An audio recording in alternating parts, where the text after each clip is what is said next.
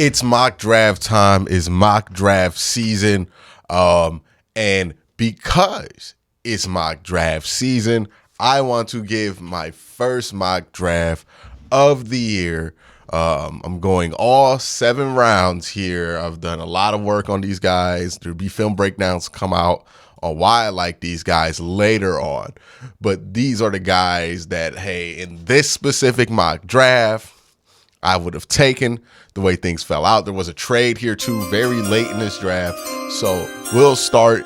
And with the 42nd pick in the NFL draft, the Cleveland Browns will select Marvin Mims, wide receiver out of Oklahoma. Now, Marvin Mims doesn't have the height, and he's been a deep threat extraordinaire in the Big 12. He's also somebody who could go up and get some 50-50 balls. I like Marvin Mims a lot out of Oklahoma. I think he's going to be a very, very good, very sneaky good wide receiver out of this class. He has the ball skills I like. He has the hands ability I like, the spectacular catch ability I like. If you want explosives, then I think Marvin Mims is the guy you should look for in this draft because he has explosive play written all over him. He kind of reminds me of Ted Ginn a little bit. Not as fast as Ted Ginn, but still that explosive catch ability, still that ability to get downfield, still that ability to make plays on 50-50 balls. Not going to be a guy who's going to lead a high receiving team in receiving yards. He's probably like an 800 to 1,000 yard guy, but still a very valuable piece in what the Browns, what Browns fans too have felt like the Browns have needed over the last few years. Now with the 98th pick in the NFL draft, the Cleveland Browns will select Byron Young, defensive tackle out of Alabama. Now, this is a interesting pick. I don't know where he will be at the end of it. Didn't have the most impressive senior day, but his tape is impressive enough. And it's SEC Alabama tape, so it's going to be up there when it comes to valuing it over the Senior Bowl. So yeah, Byron Young, very impressive, really skilled technician. I don't know if he has the ceiling of a Perion Winfrey, but he definitely has a higher floor than Perion. This is somebody who's going to contribute on day one, not necessarily be your starter, but be somebody who can get in there early. Now he's going to have to gain some weight to be able to get to become like an impact player, but I think he'll be a very solid player in this league. I think if you have him, you have Perion Winfrey, and you make a couple of signings in free agency, all of a sudden this defensive tackle room goes from a weakness to a strength. Speaking of another gamble on the defensive tackle room, with the 111th pick of the NFL draft, the Cleveland Browns select Zach Harrison, edge out of Ohio State. Now, he is going to be drafted and selected and is announced as an edge rusher. I would immediately move him to 3-tech. I don't think he has the athleticism or the bend or just the flat flexibility to survive on the edge in the NFL, but similar to Alex Wright, I think he's somebody you can kick inside and make a very good player. Or you can have him play more power end if you want to put 5 guys on the line of scrimmage. I think that's where you want to live with Zach Harrison.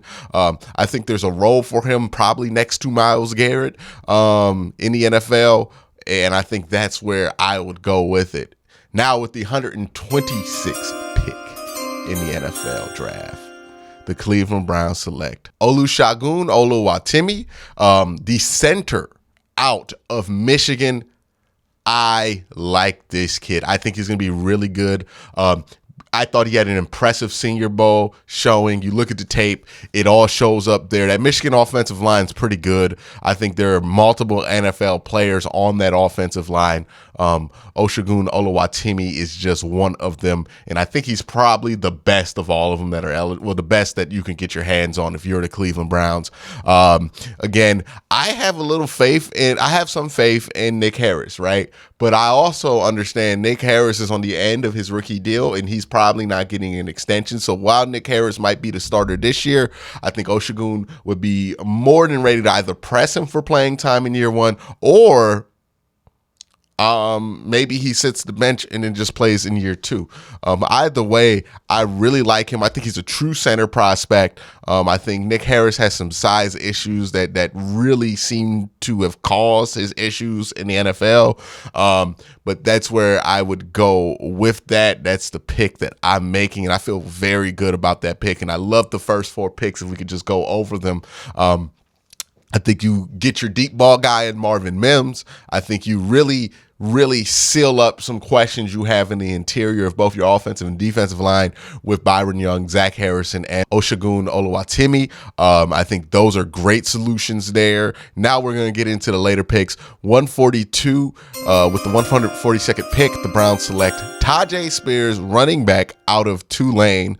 And then with the 144th pick, the Cleveland Browns select Deuce Vaughn, running back out of Kansas State. Why two running backs in a row here? Well, I have a theory.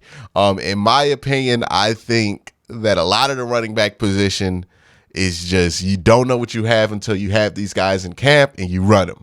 You run them in your system. And I think the Browns are probably going to have to reload in that running back position sooner than a lot of people think.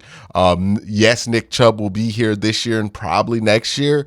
But then you look underneath that, there's a lot of question marks, right? No more Kareem Hunt, who's stepping up to replace that role. It could be James Ford, but we don't really know if Jerome Ford's really that good yet. And then also with Jerome Ford, it's like, is he going to be able to hold up? What if he has injury issues? You just need more running backs the better. You're losing Dearness Johnson. So really you just have Nick Chubb and Jerome Ford. You add in Tyjae Spears and Deuce Vaughn. Deuce Vaughn and Tyjae could battle out for a different role. And then you can see if Jerome Ford can take that, or maybe one of these two guys could take that secondary running back role. Maybe Deuce Vaughn could be the thunder to lightning. Who knows? But I think you're going to need multiple running backs, and I saw multiple running backs I liked here available at 142 and 144, so I went ahead and took them because I think there's going to end up being a general need for running back here in the future. And with Nick Chubb's future not being, he doesn't have like a 5-year deal. So without that being like tied down, you need to always thinking about reloading at that running back position, especially with the nature of this team changing from a run-based team to a pass-based team. All right, and with the 190th pick in the NFL draft, the Cleveland Browns select Andre Iosivas, wide receiver out of Princeton. This is a dude I'm pretty sure either you've heard about him and you love him because you're a diehard draft head, and this is the kind of guy diehard draft heads love, these sleeper type guys, or you've just flat never heard of him because he played football at Princeton. He's a 6'3", 185-pound guy, real stocky, real wiry build, rumored to run under 4.3. We'll see what he runs if he ever gets an official time. I don't know if he's in the combine, but he might. He's going to have a pro day, but he's rumored to run under sub 4.3. He reminds me a lot of Christian Watson coming out of North Dakota State. The only thing that I think is going to set him back, where Christian Watson was like a 3rd-round pick and this guy's going to be a later round pick, is one, the level of competition. I think for people who aren't familiar with FCS football, this might not sound right to you, but let me put it in like FBS terms. In FCS, there are the same kind of tiers when it comes to talent separation as any other subdivision in college football, right? So if somebody is coming from the Ivy League schools, that's probably like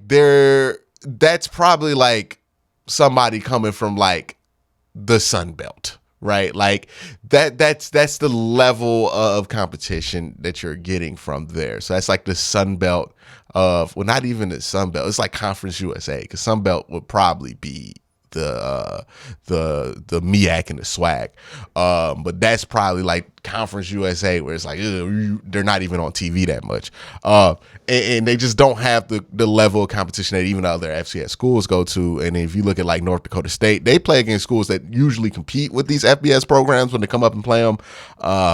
So the level of competition is not as stark as some people might think versus like a group of 5 school. But when you're talking about somebody from Princeton, it's a very much lower level of play.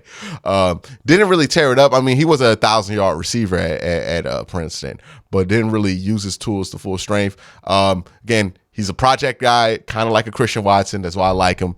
The speed's there too, so you can have another speed option, get some more speed and size into that wide receiver room. All right, and then I traded with New York. I think I gave up my 7th round pick and a 7th round pick next year for their 2 7th round picks back to back. And I got Jake Andrews, a guard out of Troy, who I like a lot. Thought he had a good Senior Bowl. Surprised to see him back here at 242. And another guy I'm surprised to see back here at 242, 245. And why I decided I wanted 2 picks in this round instead of just 1, because I also saw that Ryan Hayes, the tackle out of Michigan, was available. I legitimately think he could be a starter in the NFL. I think it's going to take a couple of years for him to get that, but I do think you can develop him into a starter in the NFL. And the same thing with Jake Andrews. And again, with the offensive line getting as crowded as it is when it comes to contracts for the Cleveland Browns, you're going to be looking for solutions. So that's what I kind of focus this draft on, right? This is very front 7, couple wide receivers, right? But we're talking about Byron Young, Zach Harrison, who I view as a 3 tech, not an edge. And then that's going to be the solution there, right? So for your immediate needs, you got those guys. But really for those long-term needs, I wanted 2 running backs and I wanted 3 offensive linemen. I got a guard, a center, and a tackle. And I think all 3 of those guys can develop into starters. Now, I think Oshagun is going to be a starter, right? Like, that's probable. I think it's possible that Jake Andrews and Ryan Hayes become starters. So like there's a difference in my ability. Like I don't expect those 2 to become starters, but if things fall in the right place for them, if they get the right coaching, if they're the right fit in the system, I think they can be starters. And I think that's the important distinction there. But I like this draft a lot. Let me know what you guys think of the draft in my comment section down below. Y'all have a great day. Have a good night.